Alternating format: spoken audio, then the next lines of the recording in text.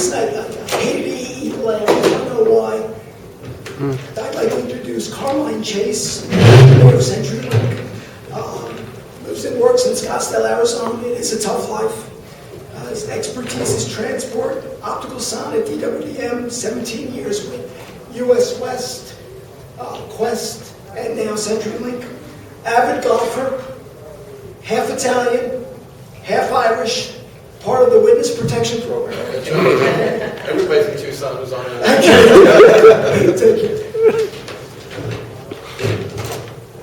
Thank you. Again, my name is Carmine. I am with CenturyLink and I am with the transport side. We saw a lot of great presentations, and to let you know what transport is, we're that line that they draw between buildings, right? That's what transport is for us. So anyway, I want to talk to you about some challenges we have in maintaining some of the old legacy equipment, and these challenges, some of them extend into the new. So,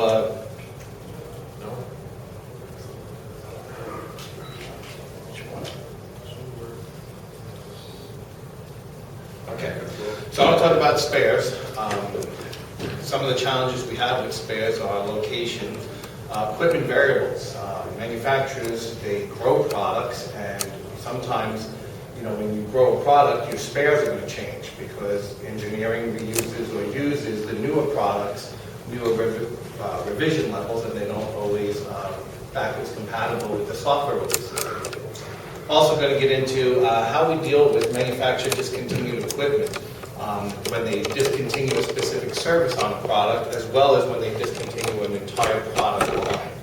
Some of the things and challenges we have that face us. So let's get started with spares.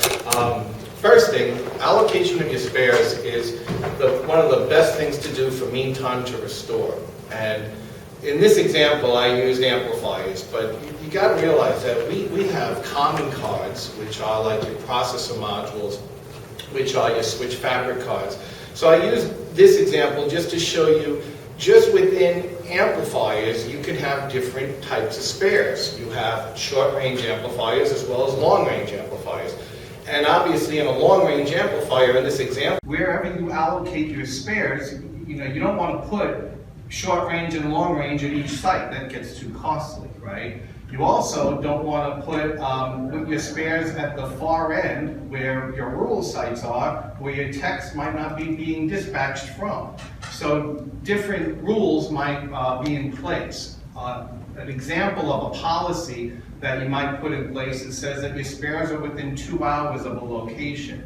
That's also going to be dependent on the number of services that might be on that. You know, it's one thing to, let's say, you know, have a failure on a DS3 as opposed to a failure on a DWDM system that's going to carry 80, 100 gig circuits. That, you know, you're going to have a lot more customers mad at that 2-hour window, right? So, you know, where you allocate your spares is going to be dependent on the services that you're deploying, as well as where your technicians are being dispatched from and the type of cards that you may need. So in this example, you know, if my techs were going to be dispatched from, let's say, site A, I would put the short range and the long range at site A, because he's going to have to stop there to get, you know, information about the outage and then drive out to the long site. I also might do it at site D, because those are going to be two far off places where you have the long range amp. For example, you might have the A and B site in an Albuquerque area, while the C and D is facing with that long range going all the way up to Farmington. You wouldn't want to dispatch a tech from Albuquerque all the way up to Farmington, because that's going to be hours drive. You want to manage them at the other side as well. So now as you grow the network, so you deploy this product, this is the latest and greatest, and you deploy the product, everything's good. Engineering decides that, hey, you know what, we're going to add a new site. So they put site E in the middle between B and C. What happens now is that might change your sparing policy. Notice there's no more need for a long-range amp between sites B and C. So keeping the amp there doesn't suffice if that's where you stored it. So having a good inventory system, as well as having your local managers in touch with engineering as things grow, is going to define where you might have to move your spares to. And again, in this case, they added site F, so you would move your spares. So as you grow services, you also gotta manage your spares as to where they are going.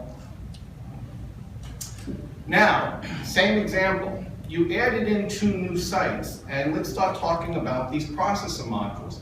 What happens if it's the same manufacturer, but after maybe 2 years of deployment, they come out with a second type of processor, right? It's got more power, more memory, and the 2 sites E and F, use processor type number 2, but A, B, C, and D still using processor type number 1. A lot of times, the operating system you're using is backwards compatible, but the processors aren't. So in this example, you now have to start thinking about having different types of processor modules.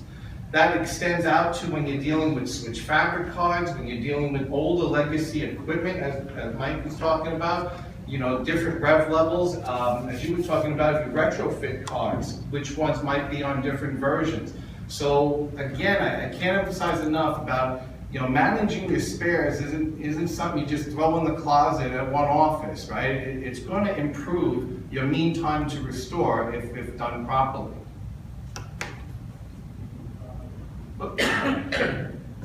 Okay, now this really shows you how spares come down. You now have to manage not only the spares of those amp cards or those specific processor cards, but now you have services that ride them. You can have services that range from an OC3, OC12, a single gig E, FICON, fiber channel, and those would use SFPs. You could have 10 gig Ethernet or an OC192 using XFPs, and today we go all the way up to a CFP, which is a 100 gig module. Each of these come in various flavors. So you could, at one site, have single mode and multi-mode drops. So again, where you put your spares is going to be important, because you can have single mode at one end and multi-mode at the other. You can have short range amps, short-range SFPs and XFPs, as well as long-range. Today, you can actually buy multi-rated, in this example, multi-rate SFPs. They are a little bit more expensive, but when you start weighing out the cost of a multi-rate SFP that you can actually take for an OC3, you can upgrade it to OC12 just by changing the provisioning. You might be able to upgrade it to a gigabit Ethernet, again, just by changing the provisioning. So instead of buying single SFPs in this example that do specific functions, by using a multi-rate, you also can keep down your spares. In the previous example, you would have to have an OC3, an OC12, and a Gig E SFP. But if you went with a multi-rate one, you would only have to have less spares. Depending on the number of services you have in that area, might dictate how many spares you're prepared to have for failures. Okay? But again, these products, all these services, and this goes all the way back to your DACs. This goes all the way up to your DWDM systems. Managing the spares for software revisions, for the hardware you're deploying is probably the key for me as far as tech support is knowing where the spares are, that we have spares ready to go, to doing a mean time to restore and getting customers back up. It is the key for me in tech support to how fast we can get things out there and back up. So, you also have to add in, when we do overlays of new equipment, you strive to remove the old. This is another area. So, as we talked about, everything is growing, right? Well, every manufacturer comes out with the next generation, and things we have today will be manufactured discontinued. It's usually practice to upgrade a metro area first with the latest and greatest, when we multiplex different bandwidth.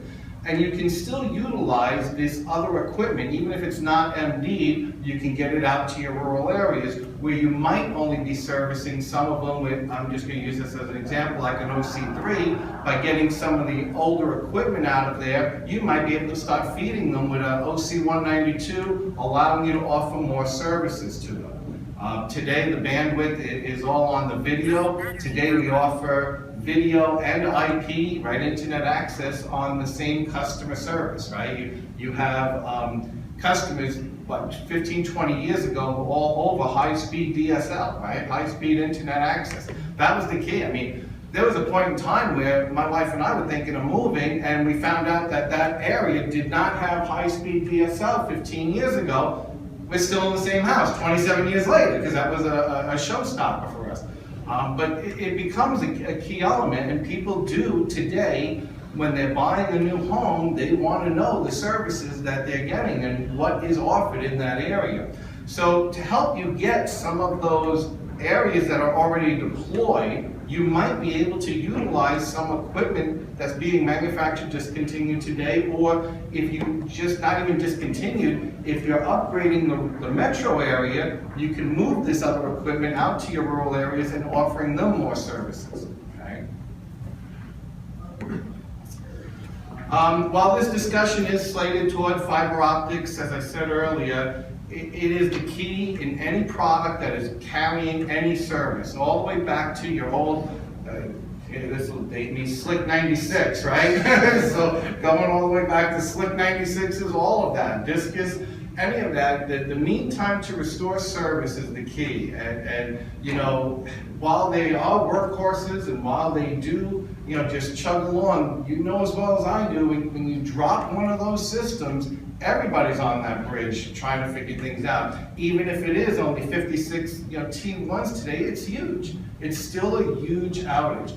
And again, where we have parts, where we have spares, where we have, you know, ready to deal with an outage is the key to restoring the services quick, as well as the trained technicians, and all that goes into place as well. But upgrading to new equipment in the metro areas, as I was saying, can get longer life. Now, I will say I'm very proud. I do not recommend moving Slick 96s from one area out. You know, you might as well kiss those goodbye, right? So, all right. Manufacturer discontinued equipment. This is another area. Sometimes manufacturers, they don't always discontinue equipment. You deploy a new product, and this is probably the most recent thing that's happened to us in the last few years.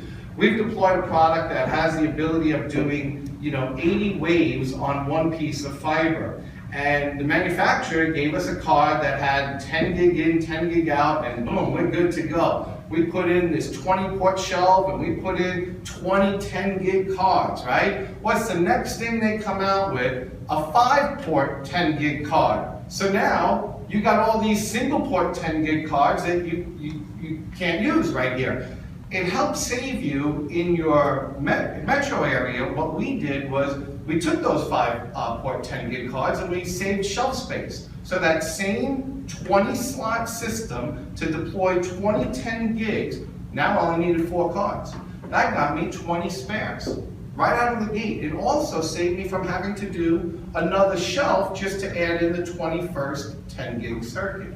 So sometimes manufacturers, they don't necessarily discontinue the product line, they start discontinuing components of the product, but they usually have something better for you with that product line. Also then, you know, you start working with your manufacturers and you start hearing the grumblings of, you know, when is this whole line going to be MD'd, or when is the end of life for this whole product line? In this example, you could purchase those 10 gig cards at a cheaper rate, because there are business complexes where you have 2 or 3 stores that maybe you were feeding them with an OC48, and now you can feed it with a 10 gig and start growing their services. They're not going to have the need at this small little complex for 80 10 gig circuits, but saving you space and time for you know, 2 or 3 10 gigs to feed them is perfect. Entire product lines. This is when they do say, now we can't just wave a wand, right, and wipe out entire product lines, especially with the bandwidth we're doing today. But again, you know, while I talk about 80 wavelengths on one piece of fiber and doing it at 100 gig rate, there is going to come a date where that's going to be obsolete. But the point is that no matter what, when a vendor manufacturer discontinues a product line, you have to shift gears and start working how you're going to get that product out, how you're going to work with third-party vendors to do repairs, and how you're going to maybe even migrate some of that product from where you have it in your metro areas, gaining the newer product in the metro and moving it out to the metro areas, this one, because again, you can get services out to those rural areas on a product you've already paid for. Sonnet is still widely used. I know, we don't like hearing that because, right, everything is Ethernet. However, Sonnet gained a little extension in life when we came up with Ethernet over Sonnet. What happened was manufacturers, to extend the life of a Sonnet box, allowed us to put in an Ethernet card, and we transported that over Ethernet over Sonnet. So again, your manufacturers try to adapt the older products as new come out, but there does become a point in time where they just throw their hands up and say, there's not much more we can do due to shelf restrictions, shelf processor restrictions, whatever. It does have an end of life. OTN is the newer flavor that is coming out, and then that is going to help extensively because that will have a long lifespan because you can grow that easily, especially on the transport side. It becomes the amount of bandwidth you're going to put in on that platform, and it does become that, I don't care if you're going to send me Ethernet, I don't care if you're going to send me Ficon, Fiber Channel, Sonnet, I have no care. I only care about the amount of bandwidth on the pipe that you want to pay for. Every piece of equipment, just to wrap it up, has in the network will be manufactured discontinued. It's going to happen, right? Every piece as we go along. So the important thing is how we manage the migration away from that platform. And again, I go back to the DSL one because the high-speed internet, there was a point in time, right? All the commercials, we all saw the commercials. Hey, get high-speed DSL. You call up, it's not in your area yet, right? As products became available and we migrated away for higher bandwidth, I'm sure things were happening like that. Same rule applies here for all the fiber transport that we have. I would say, you're going to see that circle of life there. You do have to have a department like a life cycle team. You have to have a department that inventorying, whether it's a company inventory or local sparing inventory, and then they hand off to the company. Because a lot of times when we do get pieces out of, let's say, the Phoenix metro area, the Denver metro area, they're not going to be reused. So what they do is they ship it off to a larger entity who helps manage the spares throughout the company so that other areas might take a benefit. So it's not just, Denver managers just for Denver. Managing your spares has to be done at a company level so that you can deploy them and again, extend the life of not only the product, but return on investment. So, yeah. Well, thank you for your time, and actually I had a great week here, and I thank everybody for their hospitality. So it's been a lot of fun.